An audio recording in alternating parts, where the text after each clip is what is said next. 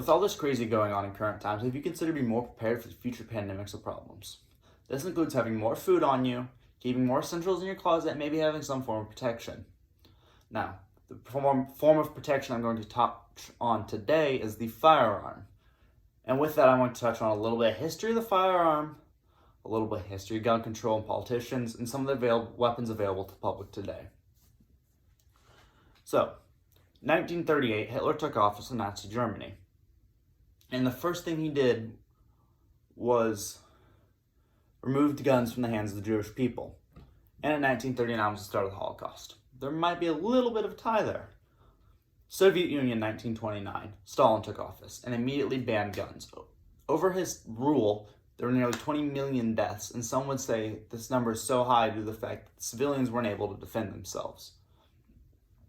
Australia, a little more recent now. 1996, they enacted a Mass Gun Control Act, and they banned rapid-fire guns. These included semi-auto and pump action. Now, if you look at gun deaths on a graph that I have found, suicide deaths were going down before the Gun Control Act was admitted. And homicide rates have not changed, other than a little blip in 1969 where the mass shooting happened. Now, let's get into a little bit of gun stuff. So, this here is an AR-15. The gun everybody is so concerned about.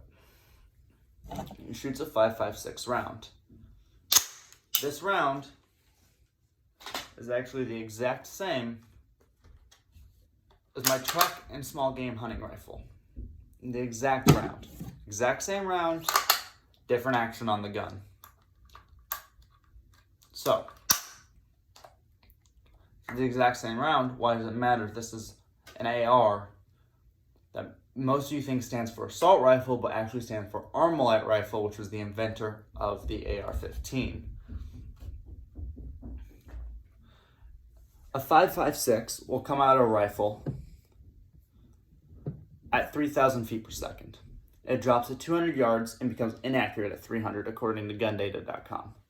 And it has an average energy of 1,254 feet per second. Foot-pounds. Now this is a 6.5 Creedmoor. It is a 30 caliber variant round. It also has an average feet per second of 3,000 and an average energy of 3,000 foot-pounds. And it's accurate out to 1,000 yards, and accuracy is completely gone by 1,500, according to GunDigest.com. But this is my hunting round. It is a 30 caliber variant round, which is shot out of my AR-10.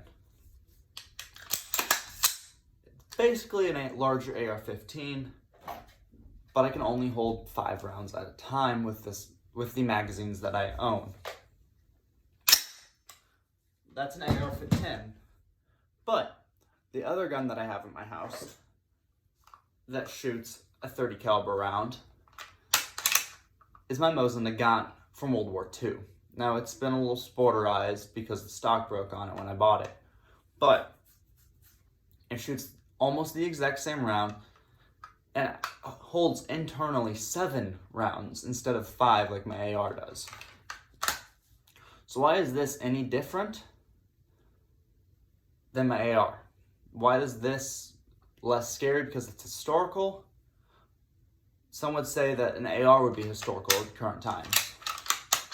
Now that we've touched on a little bit of that, we can go into maybe what I would consider a more deadly round. This is a 12 gauge full double-aught buck.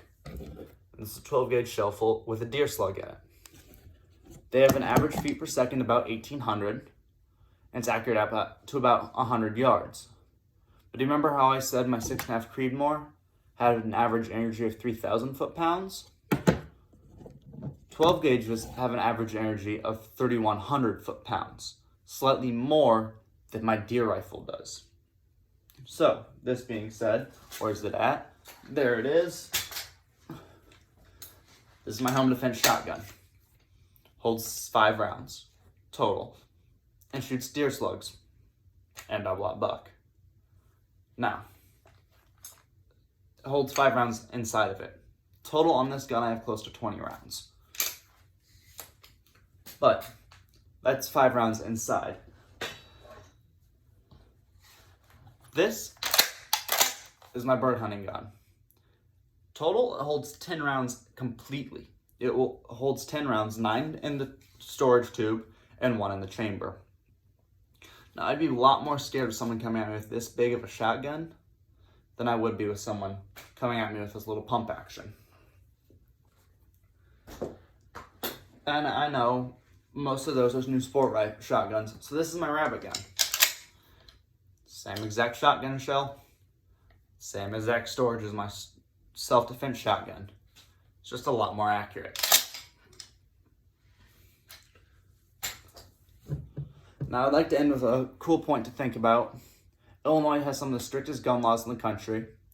You even have to have a special permit to own a gun, but they have the highest death rate due to guns, well, third highest, my bad, in America. So, my question for you is, does gun control really affect the death rates? And I'd like you guys to think about that and think about yourselves next time you see somebody concealed carrying a rifle or you get into the topic of gun control. Thank you and have a good day.